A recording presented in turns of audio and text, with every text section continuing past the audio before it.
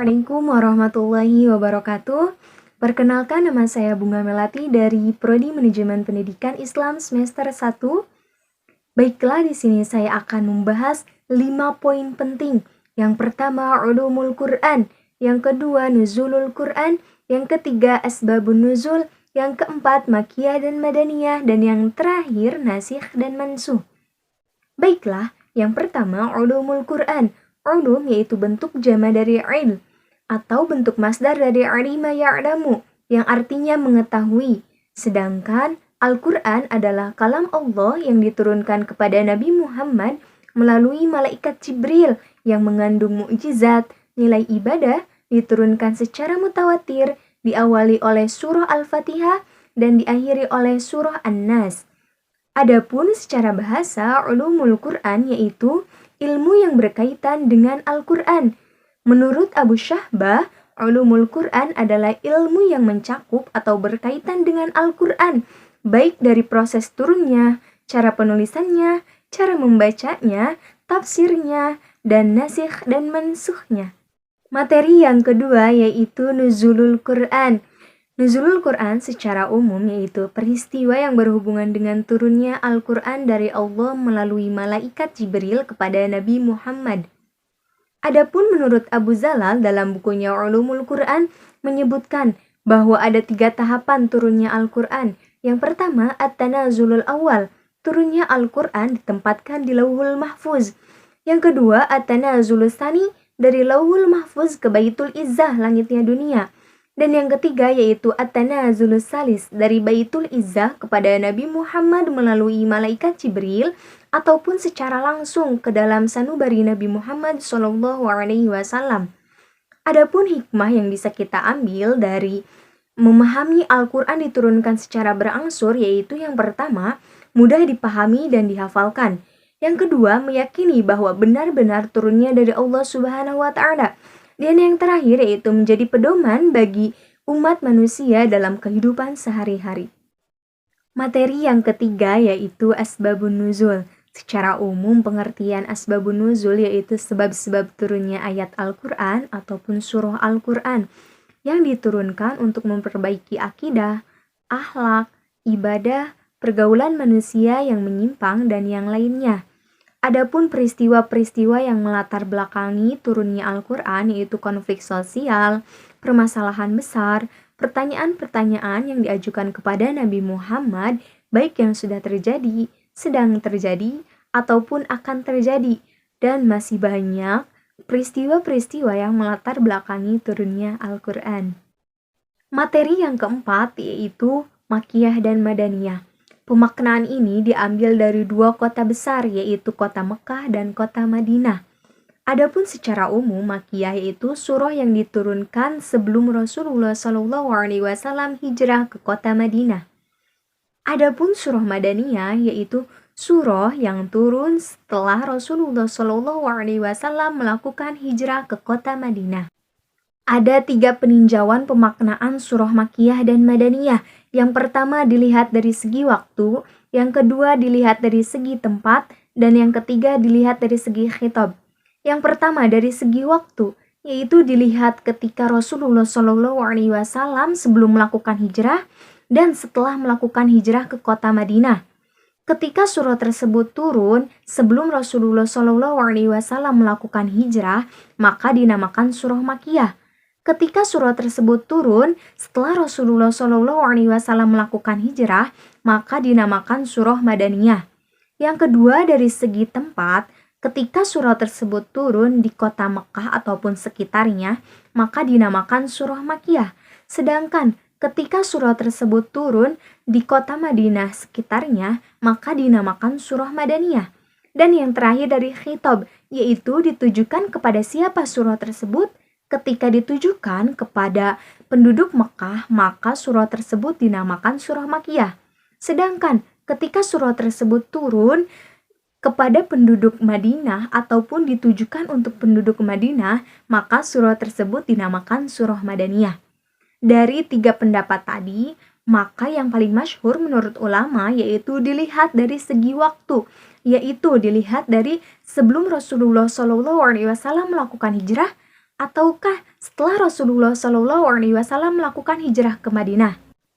Dapat disimpulkan bahwa mengenai 3 peninjauan tadi, ketika surah tersebut turun di kota Mekah, namun setelah Rasulullah SAW melakukan hijrah, maka surah tersebut tetap dinamakan surah Madaniyah. Sedangkan sebaliknya, ketika surah tersebut turun di Madinah, namun Rasulullah SAW belum melakukan hijrah, maka surah tersebut tetap dinamakan surah Makkiyah. Seperti itu. Adapun ciri-ciri dari surah Makkiyah dan Madaniyah. Baiklah, yang pertama yaitu ciri-ciri dari surah Makkiyah. Yang pertama, ayat-ayatnya pendek kecuali surah Al-Baqarah dan Ali Imran. Yang kedua, berisi tentang akidah.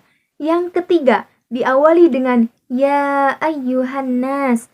Yang keempat, ayat-ayatnya didominasi mengandung ayat as-sajdah. Yang kelima, berisikan kisah Nabi dan umat terdahulu.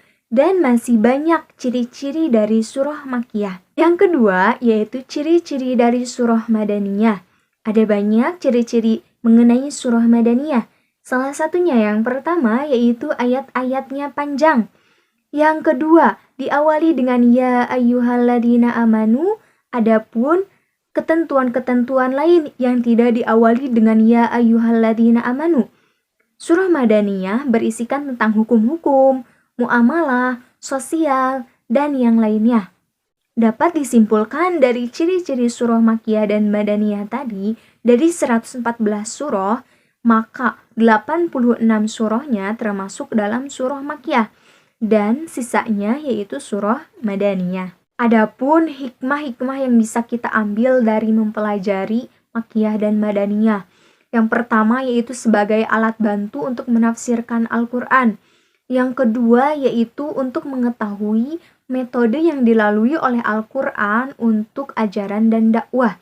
Yang ketiga yaitu mengetahui kisah-kisah Nabi dan umat-umat terdahulu. Dan masih banyak hikmah-hikmah yang bisa kita ambil dari mempelajari Makkiyah dan Madaniyah tadi. Pada umumnya di masyarakat sekitar, untuk membahas Makkiyah dan Madaniyah ini sepertinya sangat jarang ataupun tidak banyak orang-orang yang membahas mengenai Makkiyah dan Madaniyah. Maka dari itu dengan adanya materi ini mudah-mudahan bisa menambahkan ilmu mengenai Makkiyah dan Madaniyah serta lebih meningkatkan semangat kita untuk mengetahui ajaran-ajaran mengenai Al-Quran dan yang lainnya ataupun memperkuat keimanan dan kecintaan kita terhadap Al-Quran sehingga kita tetap untuk mempelajari Al-Quran hingga akhir hayat. Adapun materi yang kelima yaitu mengenai nasikh dan mansuh. Nasikh dan mansuh secara umum yaitu nasikh memindahkan, menggantikan, menghilangkan, dan mengubah. Sedangkan mansuh yaitu sebaliknya, dihilangkan, digantikan, diubah, dan dipindahkan. Peristiwa tersebut berdasarkan dengan turunnya Al-Quran yang secara berangsur-angsur. Ulama mutaqaddimin bahkan memperluas arti nasakh. Yang pertama yaitu pembatalan hukum, pengecualian hukum, penjelasan susulan, penetapan syarat dengan ketentuan-ketentuan tertentu.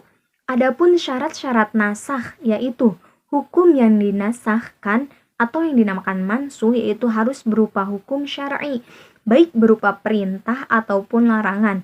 Begitupun sebaliknya, nasikh harus berupakan nas syar'i. Masih banyak syarat-syarat nasakh yang lainnya. Adapun pembagian-pembagian nasakh yaitu terbagi menjadi 4. Yang pertama, nasakh Al-Quran dengan Al-Quran. Yang kedua, nasakh Al-Quran dengan sunnah. Yang ketiga, nasakh sunnah dengan Al-Quran. Dan yang terakhir, nasakh sunnah dengan sunnah. Adapun faidah ataupun hikmah yang bisa kita ambil dari nasikh dan mansuh, yaitu yang pertama, menjaga kemaslahatan kehidupan di dunia dan di akhirat. Yang kedua, lebih mengetahui ajaran-ajaran Islam.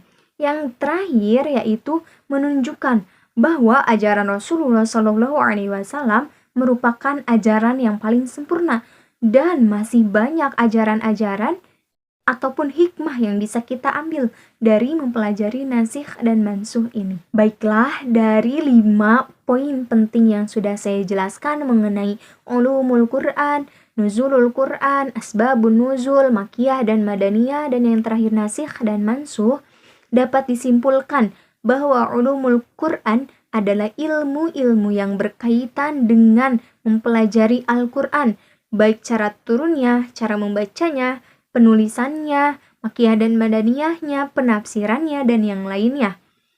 Nuzulul Quran, yaitu peristiwa yang berkaitan dengan turunnya Al-Quran. Nah, peristiwa ini sering diperingati oleh masyarakat-masyarakat sekitar, sehingga kita dapat merasakan hikmahnya secara langsung. Yang ketiga mengenai asbabun nuzul, yaitu sebab-sebab turunnya ayat ataupun surah Al-Quran. Yang keempat yaitu makiyah dan madaniyah, dapat disimpulkan bahwa menurut ulama yang paling masyhur yaitu mengenai waktunya. Dilihat dari surah tersebut turun sebelum Rasulullah Shallallahu Alaihi Wasallam hijrah ke Madinah ataupun setelah Rasulullah Shallallahu Alaihi Wasallam melakukan hijrah ke Madinah. Ketika sebelum melaksanakan hijrah maka dinamakan makiyah. Ketika sudah maka dinamakan surah madaniyah. Dan yang terakhir mengenai nasikh dan mansuh. Nasikh yaitu menghilangkan, mengubah, menggantikan dan memindahkan. Sedangkan mansuh yaitu digantikan, dihilangkan, diubah dan dipindahkan. Seperti itu kesimpulan yang dapat saya ambil dari 5 poin penting tadi. Cukup sekian penjelasan dari saya mengenai ulumul Quran dari 5 bab ini. Kurangnya mohon maaf. Wassalamualaikum warahmatullahi wabarakatuh.